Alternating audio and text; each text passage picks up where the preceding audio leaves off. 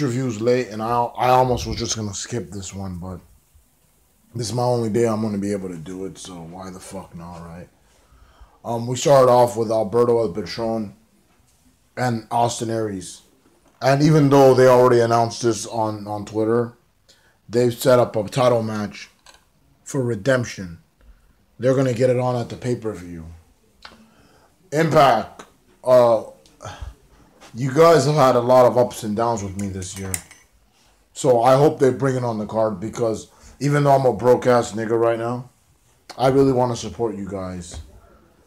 So this pay-per-view, what goes on it is whether I give it a chance for the rest of the year or not. Please don't let me down, boys and girls. Please don't. Austin Aries and Alberto talking shit, basically setting up their match, the usual stuff. The clip is on YouTube. Go watch it. Now, we had a random-ass match with Fallout Bob versus Trevor Lee.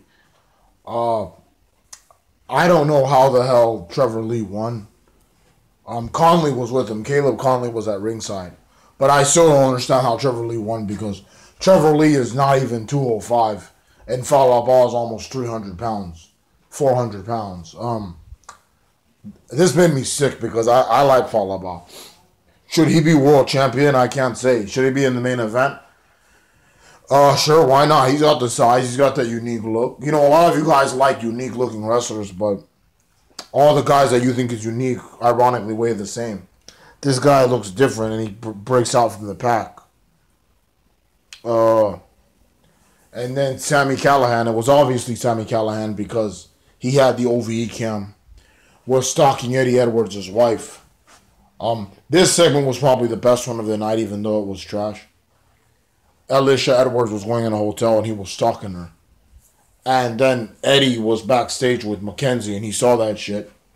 So he sprinted out of the fucking arena to go stop him. Now I thought this X Division guy was Hakeem Zayn, but he's not. He's Rahad Raju or something like that. And he loses a match to Matt Seidel. And Matt Seidel has Josh Matthews with him. They changed his music. Okay, why didn't you keep the Starman theme? That theme is awesome. They changed Seidel's music. I don't understand why. Good song. It was a really good song. And they gave him this shitty theme. It just sounds like drums. So they do an interview with all the guys from Feast or Fired. They have an interview with Petey Williams. He's like, I'm not going to get fired. I've been here too long. They do an interview with Eli Drake. He's like, I want that world title, dumbass, with please no. Moose cuts the best promo. He basically says, I've been here for a minute. I'm ready to do this. I'm ready to compete for that Impact world title. And then while EC3's trying to cut his promo, a bunch of random Impact stars are coming by you're going to get fired tonight. You're going to get fired tonight. Which everybody and their mother knew for the last 3 months that it was him. So, yeah, I'm trying to wrap this up. I'm trying to get to the Feast or Fired already.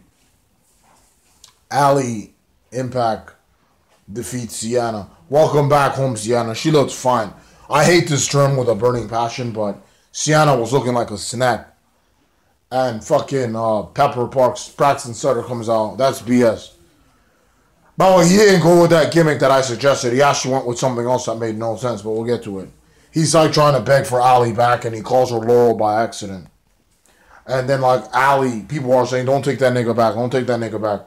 And then Su Young, the undead bride, comes out. I am not a big fan of this gimmick Su Young has. I'm not a big fan of her, to be honest with you. She's cool. And I'm sorry she went through what she went through a couple months ago. I'm not going to get into it, but I don't know. Maybe she's a great wrestler, but I'm not a big fan of her gimmick or her look. And we already have Rosemary there, so, why do we have this? Doesn't make any fucking sense. Eddie Edwards goes to the hotel room. And they had shown that Sami Callihan, it was 317, I think, as Alicia's room. He told the hotel housekeeper or whatever, the maid, I lost my key, can you let me in? So she lets him in the room, but that's all you see, right? So Edwards comes in the hotel, he runs in there, he passes the maid, and then he goes in there and he goes to his wife's bed. Alicia. He's like, are you okay, Alicia? Are you okay, Alicia? She's like, I'm fine. You're scaring me, babe. Alicia Edwards looks like a fucking teenager. Like, holy shit. Like, she looks like one of the March for Our Lives kids. Like, she looks very young. And she's in her 30s, if I'm not mistaken. Wow. She looks young. She's going to live a long life. So, Eddie Edwards comes out, and then Sami Callihan is dressed as a fucking maid.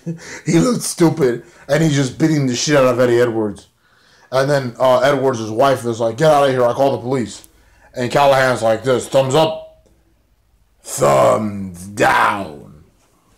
This was cheesy, but I liked it because it added more beef to the angle. Now, the big match I liked was Congo Kong versus Abyss. I know a lot of you guys prefer, like, 150-pound superstars kicking each other and shit, but this was a match with two monsters just brutalizing each other.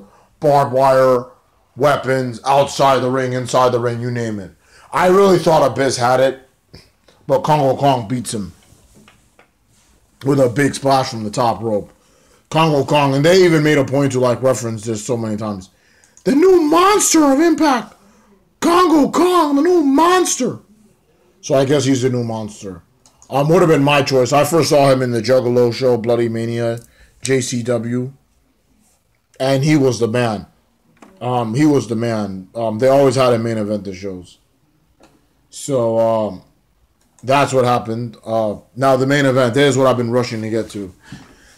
Feast or Fire. Eli Drake opens his briefcase first. JB's still in the ring, which is kind of funny because he's not there anymore. I'm surprised they didn't edit him out because they've been editing him out of the commentary. But I guess this was his last appearance there. So he goes, Eli Drake, open it up. Eli Drake's got a tag team title match. And he's like, this is bullshit. I don't want this. I want the world title. So he just kicks the briefcase around and he leaves, right?